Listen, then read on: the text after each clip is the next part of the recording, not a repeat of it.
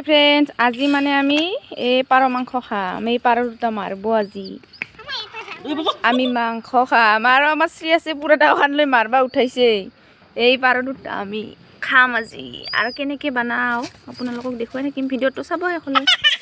মই এতিয়া পাৰ মাংসৰ লগত বনাবৰ কাৰণে এইকেইটা বনৰীয়া শাক তুলিছোঁ।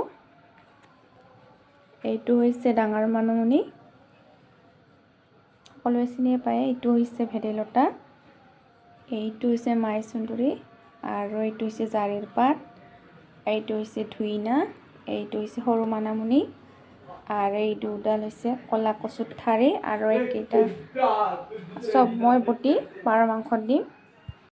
তাৰপিছতে লৈছোঁ মই ইয়াতে এইটো পিঁয়াজ তেলত ভাজি দিবৰ কাৰণে, এইটো হৈছে গোলমৰিচ, এইটো আদা, এইটো নহৰু, আৰু এইখিনি হৈছে তেজপাত।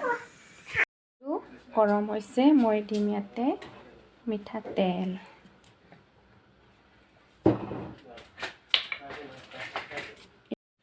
এতিয়া দিম মই পিঁয়াজটো।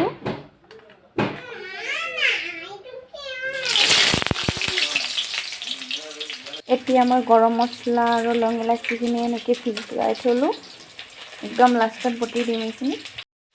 এতিয়া দিম মই পাৰ মাংসখিনি, বেছি নহয় বাৰু পাৰ মাংস। কেৰাহীটো প্ৰায় পিঁয়াজখিনি পৰিছে।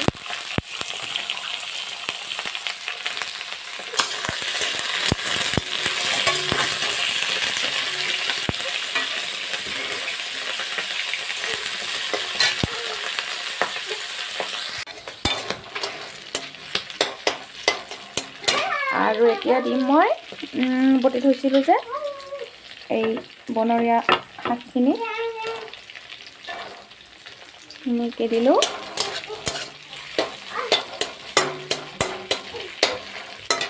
তাৰপিছতে দিম এই কচুখিনি,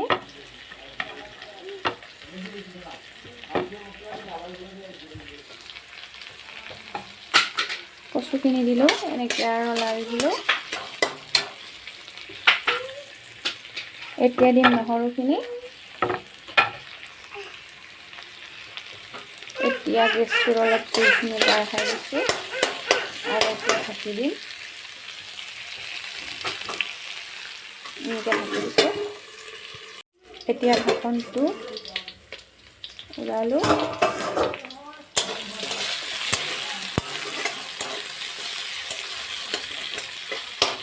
আৰু এতিয়া দিম মই আদা আৰু গোলমৰিচটো দি দিওঁ।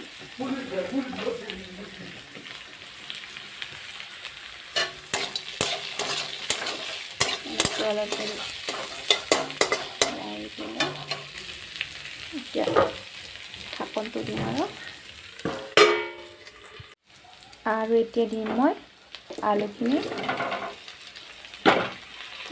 দিলোঁ।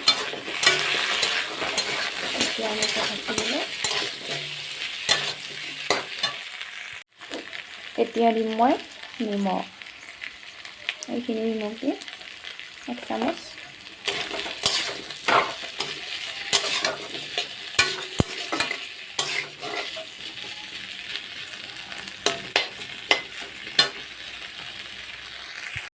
নিমখখিনি দিয়াৰ পিছত এতিয়া ঢাকি দিম।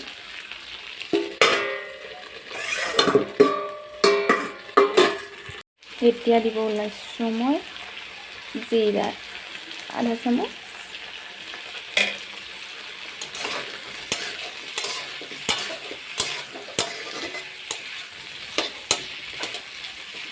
আৰু এনেকৈ মছলাখিনি আগতে চব দিলোঁ। মাংসটো এতিয়া টেষ্টি লাগে। এতিয়া মই আৰু ঢাকনি মাৰি দিম। এতিয়া ঢাকনিটো গুচাই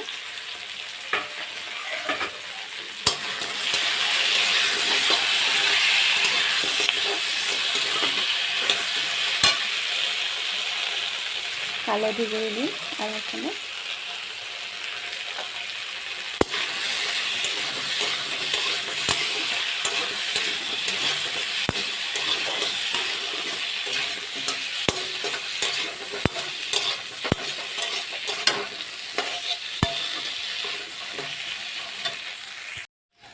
এতিয়া দিম মই চিকেন মছলাটো অলপমান দিছোঁ।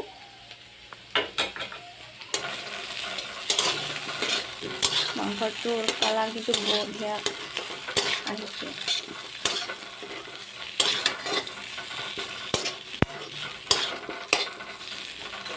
আৰু এতিয়া দিম অলপমান পানী সিজিবৰ কাৰণে। এতিয়া পানীখিনি অলপ অলপ আছে আৰু আলুখিনি সিজি গৈছে।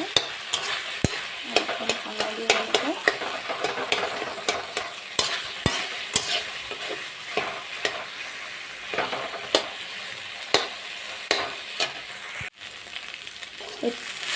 নিচে আলু ভাঙা দিলে অলপ এতিয়া আৰু এতিয়া পানী দিম মাৰিতে